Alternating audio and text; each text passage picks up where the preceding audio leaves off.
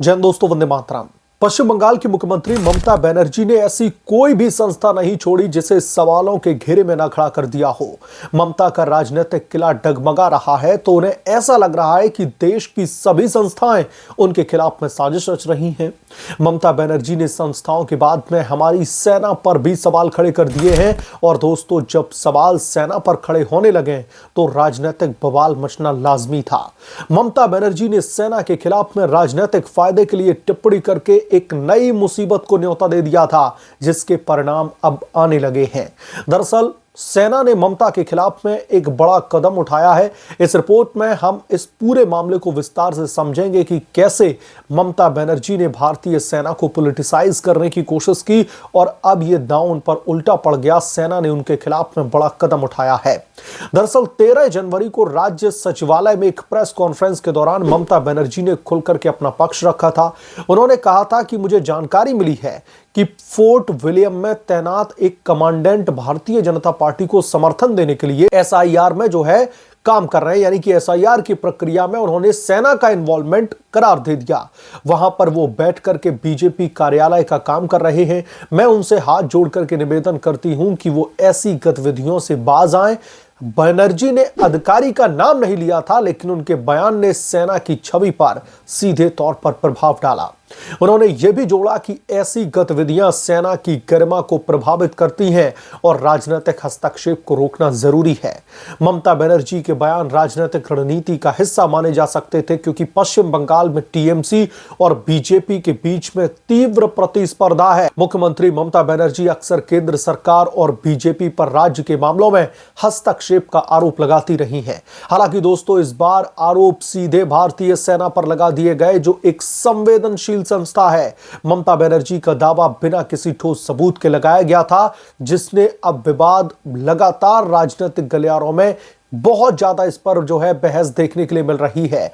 सेना की पूर्वी कमान ने ममता बनर्जी के आरोपों को गंभीरता से लिया और इसे सेना की छवि को नुकसान पहुंचाने वाला माना। सेना के 2 वरिष्ठ अधिकारियों ने राज्यपाल सीवी आनंद बोस से मुलाकात की और एक पत्र भी सौंपा है, जिसमें मुख्यमंत्री ममता बनर्जी के बयानों पर आपत्ति जताई गई है। यानी कि ममता बनर्जी की शिकायत पश्चिम बंगाल के गवर्नर से की गई है। सेना का कहना है कि ऐसे आरोप पूरी तरीके से निराधार और सेना की राजनीतिक तटस्थता पर सवाल उठाते हैं। फोर्ट विलियम के एक अधिकारी ने पुष्टि की कि सेना ने राज्यपाल से हस्तक्षेप का अनुरोध किया। भारतीय सेना हमेशा से राजनीति से दूर रहने की नीति अपनाती रही है। संविधान के अनुच्छेद 53 के तहत सेना राष्ट्रपति के अधीन होती है और किसी भी राजनीतिक दल से नहीं रख सकती।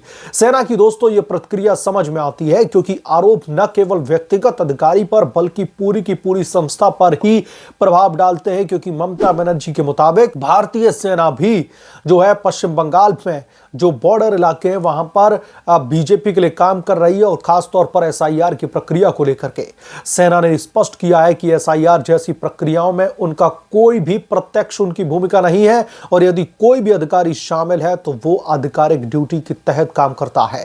राज्यपाल सीवी आनंद बोस ने मामले को गंभीरता से लिया है और सेना के पत्र के बाद में रक्षा मंत्रालय से संपर्क किया है।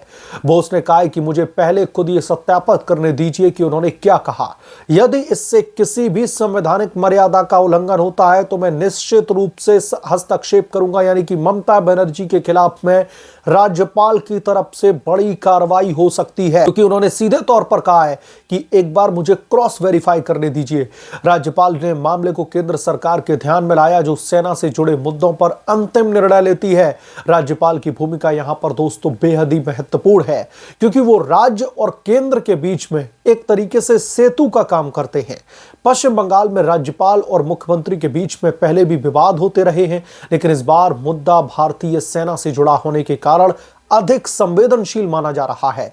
बोस का हस्तक्षेप संवैधानिक प्रक्रियाओं का हिस्सा है, जो सुनिश्चित करता है कि आरोपों की जांच की जाएगी। दोस्तों, ये विवाद भारतीय लोकतंत्र में सेना की भूमिका पर प्रकाश डालता है। सेना को राजनीतिक विवादों से दूर रखना आवश्यक है, क्योंकि इससे संस्था की विश्वसनीयता सीधे तौर पर प्रभावित होती है इन राजनीतिक दलों के चक्कर में भारतीय सेना को हमने कई बार देखा है, राजनेताओं के द्वारा उन्हें ड्रैग किया जाता है पॉलिटिक्स में जबरन अपने फायदे के लिए। बनर्जी के आरोप यदि सिद्ध होते हैं तो गंभीर होंगे, लेकिन बिना सबूतों के लगाए गए आरोप भारतीय सेना के मनोबल को प्रभावित कर सकते हैं। दूसरी ओर भारतीय सेना की शिकायत राजनीतिक दबाव का जवाब मानी जा सकती है। पश्चिम बंगाल की राजनीति में दोस्तों ऐसे विवाद आम हैं जहां पर टीएमसी और बीजेपी एक दूसरे पर आरोप लगाते रहते हैं। एसआईआर की प्रक्रिया खुद विवादास्पद है ममता बनर्जी के अकॉर्डिंग, क्योंकि इससे मतदाता सूची में बदलाव से चुनावी परिणाम प्रभावित हो सकते हैं, जो ममता बनर्जी इतने दिनों से रोना रो रही हैं। चुनाव आयोग के ऐसे मामलों में हस्तक्षेप करके ममता बनर्जी जैसे नेताओं को जो है, मुझे लगता है कि अब एक कॉन्क्रीट जवाब देने की जरूरत है, क्योंकि इन्होंने एसआईआर की प्रक्रिया को लेकर के पूरे प्रदेश में जो झूठ की बिना पर हुहल्ला काट रखा है ना, उसकी वजह से लोगों के मन में भी कई सारी शंकाएं, कई सारे सवाल खड़े होने लगते हैं कि क्या वाकई में एसआईआर की प्रक्रिया के जरिए उन तमाम लोगों के वोट काटे जा रहे हैं जो वाकई में लीगल वोटर है। लेकिन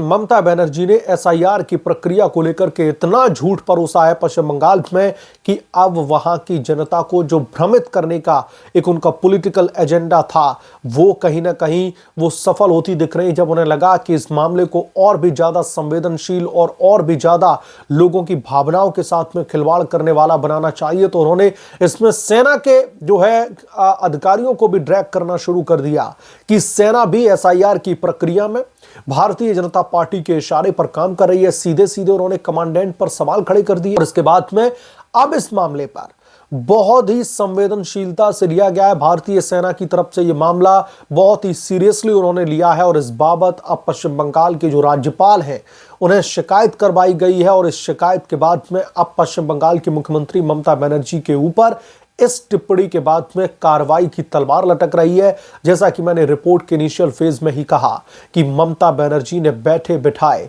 एक और मुसीबत को इनवाइट कर दिया है, एक और मुसीबत को उन्होंने बुला लिया है, क्योंकि जिस एसआईआर की प्रक्रिया पर उन्हें हाई कोर्ट से लेकर के सुप्रीम कोर्ट तक लताड़ें लगी हैं, सुप्रीम कोर्ट ने भी उनकी तमाम उन याचिकाओं को सिरे से खारिज कर दिया जिन याचिकाओं में वो एसआईआर की प्रक्रिया में बड़े पैमाने पर गड़बड़ी की बात कर रही थी, चुनाव आयोग से सवाल जवाब की बात कर रही थी। तो अब उन तमाम प्रक्रियाओं में जो है कुछ भी ना मिलने के बाद में जब सुप्रीम कोर्ट से उन्हें ऑलरेडी लताड़ लगाई जा चुकी, उन्हें ऑलरेडी झटका लग चुका है, तो उन्होंने एक नया पॉलिटिकल हथकंडा अपनाया और हमारी सेना को ही कटघरे में लाकर के खड़ा कर दिया।